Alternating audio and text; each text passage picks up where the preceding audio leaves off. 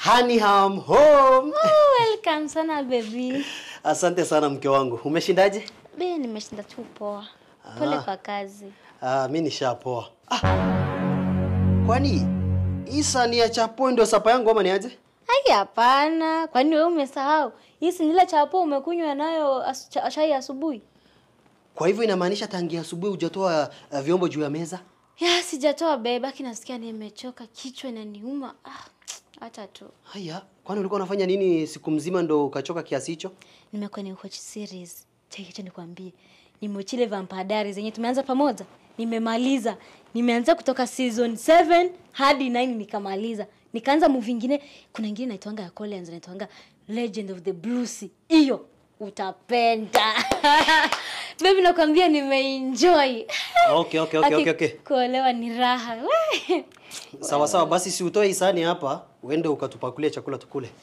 Aki baby sijapika. Sasa nimekwambia nimechoka. Ati hujapika?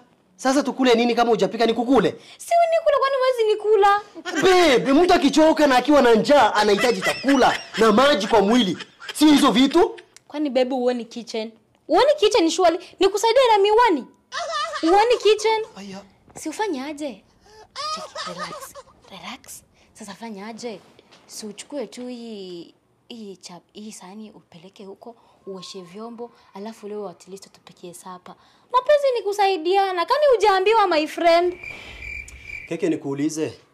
Mimi ndo nimekuoa au wewe ndo ulinioa?